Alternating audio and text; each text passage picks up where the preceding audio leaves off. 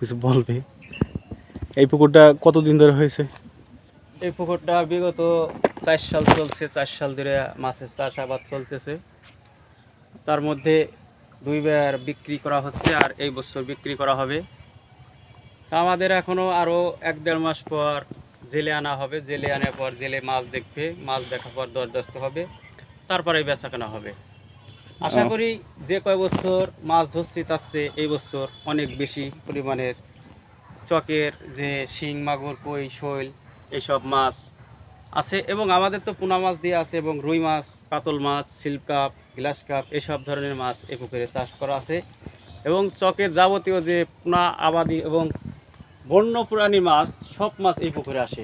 পুরা চকের মাছ আস্তে আস্তে ধীরে ধীরে পানি শুকায় এবং স্থলে গভীর স্থলে এই পুকুরের দিকে নিম্নভাবে আসে এবং সব মাছ এখানেই ধরা হয়।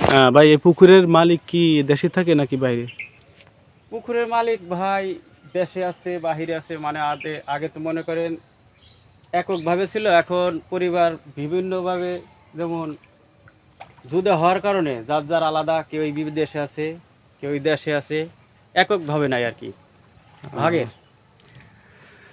সম্মানিত দর্শক দেখতে পাচ্ছেন আসলে এই পুকুরটা অনেক দিনকের এবং পুরাতন, অনেক গভীর। এখানে মাছ দেখতে পাচ্ছেন, পানি নড়তেছে, আসলে অনেক মাছ আছে।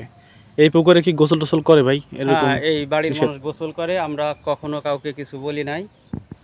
আর কোনো ময়লা ময়লা কোনো সার ওষুধ এসব প্রয়োগ করি নেই যাদের নেওয়ায় যাতে অসুবিধা হয়, এই কারণে আমরা আল্লাহর রহমতে খালি এই সোয়া পানিতেই মাছ পালি, যা হয় তাইতে আমাদের আলহামদুলিল্লাহ শুকরিয়া। তাহলে এই যে আমাদের এই চকটা দেখতে পাচ্ছি, যে চকটা অনেক বড়, এই চকটার আসলে নামটা কি?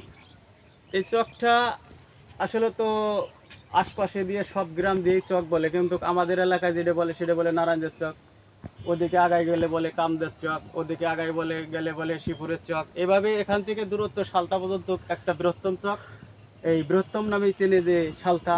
নারায়ণদের থেকে একটা চক যেমন গেছে সালতা পর্যন্ত, তার মধ্যে বিগত 20 বছর ধরে একটা রাস্তা গেছে ইসুফদেব, তাই চকটা একটু ডিভাইডেড হয়ে গেছে, যেমন চেয়ারম্যান তার বাড়ির জন্য পথ নেওয়ার জন্য মাঝখান দিয়ে একটা রোড টেনে নেওয়ার জন্য চকটা ডিভাইডেড হয়ে গেছে।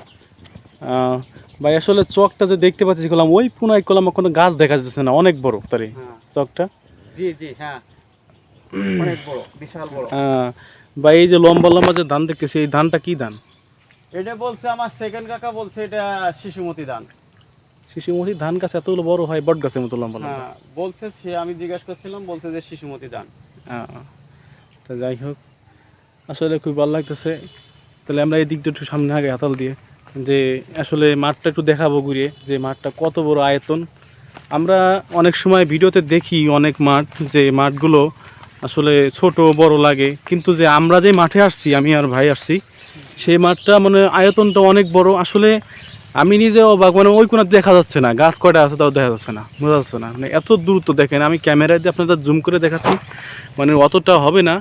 তারপর দেখুন অনেক দূর, এই যে আপনার মনে করেন যে মাঠের এরিয়া অনেক বিশাল এরিয়া। আর এই যে দেখতেছেন এই যে সে মাঠের মধ্যে যে ভুঁইতে যে পানি, এই পানি আসলে এখান থেকে তো জমি চাষ করতে পারে না ভাই। সম্পূর্ণ পেঁয়াজের চাষ হয়। পেঁয়াজের চাষ হয় পেঁয়াজের সময়, আর এখন তো পানি, এখন কি হবে? এখন আর কিছুই না, এখন পুরা আবাদি পতিত থাকবে। বর্ষা মৌসুমে যাওয়ার পরে গ্রীষ্ম মৌসুম আসলেই দেখা যায় যে পেঁয়াজের চাষাবাদ শুরু হবে। এবং যাই হোক, আসলে এই মৌসুমগুলো আসলে অনেক সুন্দর, আর এখানে তো অনেক শাপলা পাওয়া যায়।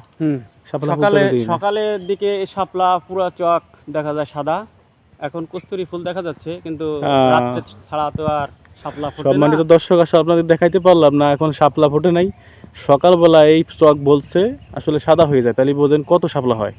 তাহলে এই মাঠে যদি সাদা শাপলা হয়ে যায়, তাহলে দেখেন কত দেখতে কেমন লাগবে। আসলে দর্শক, আমি সকালবেলা আসার চেষ্টা করবো আপনাদেরকে দেখানোর জন্য। এই যে মাঠ, ধান আর ধান, দেখেন শুধু সোনালি আঁক আর সোনালি আঁক, আসলে অসাধারণ লাগতেছিল।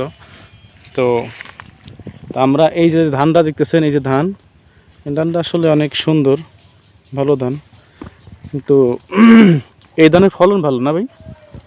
ধানের ফলন কম, ফলন রোয়া জাতের ধান তো, এটা একটা ফলন